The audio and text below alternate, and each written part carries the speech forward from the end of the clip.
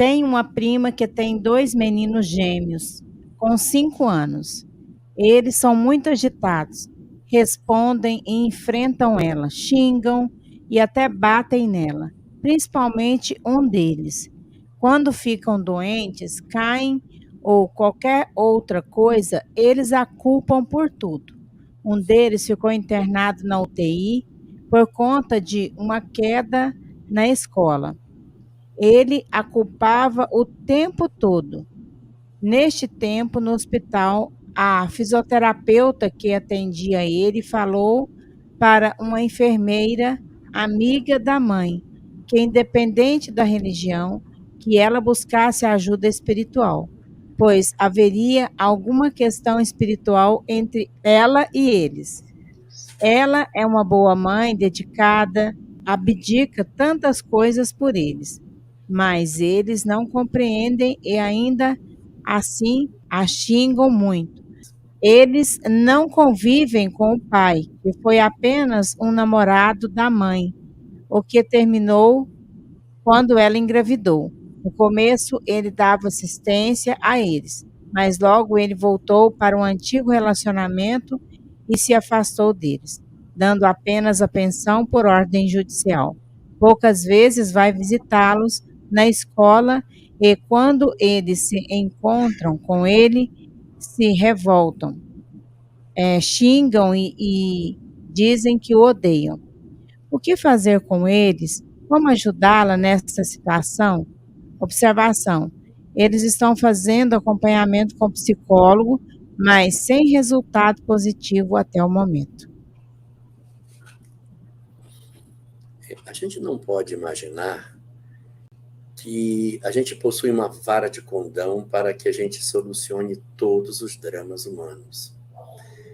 Existem determinados conflitos que o espírito traz na profundeza do ser, que mesmo que você ofereça um lar harmônico, que você ofereça amor, que você se dedique, que você se esforce, o espírito traz dentro de si determinadas características que são dele, independente daquilo que a família possa oferecer.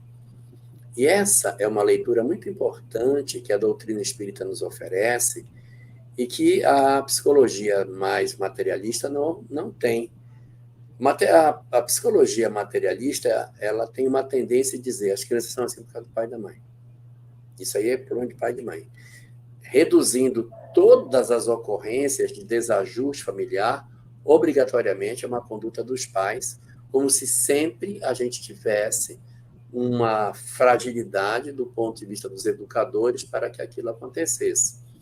E às vezes você tem famílias numerosas, que têm muitos filhos, e você tem dentro dessa família, 1 ou 2, sei lá, alguns filhos que destoam do conjunto e que, mesmo tendo tido a mesma educação, se apresentam com um comportamento diferente, o que reforça essa questão da característica do espírito em si. Então, o primeiro ponto a considerar é que a gente não possui a solução para todas as coisas, exatamente por sermos um planeta de provas e expiações e possuirmos, assim, algumas experiências que fazem parte da necessidade do reencontro das almas.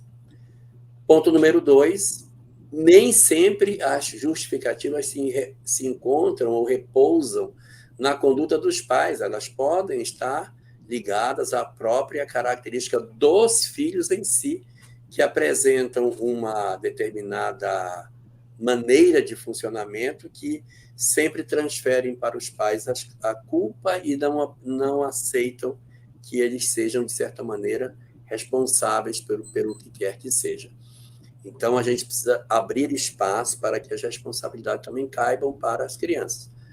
Em todo caso, a gente também não pode ignorar que as crianças, em função da história de abandono do pai, de sentimento da mãe que ficou sozinha, a gente não sabe como que ela tem se referido a toda essa história de abandono, de dor, de ausência, né, que pode ter acontecido com eles.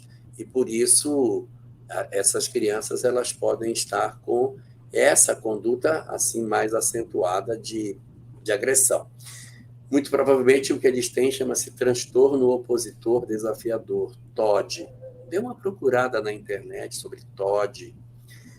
Tem 5 anos de idade, 5 anos, então é uma idade que não se presume que tenha essa característica tão efetiva. Então, a tendência é que na segunda infância isso se torne ainda mais evidenciado, então precisa trabalhar. E, como última recomendação, recomendo a leitura das questões 190 e questão 191 da obra O Consolador, que são instrumentos bastante importantes para ler e meditar sobre a maternidade e a paternidade com filhos difíceis, filhos amargos, filhos rebeldes. Pegar o livro Encontro Marcado, acho que é o capítulo 34, Filhos Difíceis, dar uma lida nesse capítulo. Se não for esse número, procura pelo título da mensagem, Filhos Difíceis, dar uma lida e uma meditada sobre essas questões, para que a gente possa se fortalecer, porque algumas circunstâncias da vida a gente vai conseguir contornar. Outras vão exigir de nós esforço por um bom tempo. E aí, de repente, quando eles alcançarem a maioridade, você consegue ter mais liberdade em função da condição de maioridade que eles vão alcançar. Ela é espírita? Se ela for ou se ela não for, implante um evangelho no lar. E procure uma casa espírita para fazer um trabalho presencial de atendimento espiritual, para você e para as crianças.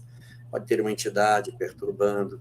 E, independente disso, forro moral, fortaleza espiritual, coragem de espírito para poder ultrapassar de maneira mais serena as próprias provas. E, de certa maneira, a nossa tranquilidade acaba tranquilizando as crianças também. Então, aí, evangelho no lar. Procure uma casa espírita e diga, eu preciso implantar o culto do lar na minha casa. E procure uma casa espírita que tenha um trabalho chamado atendimento espiritual. Faça um atendimento espiritual. Procure uma casa espírita, procure socorro. Já está com o psicólogo? Ótimo. Falta o apoio espiritual através de uma instituição que possa ajudar você nesse sentido.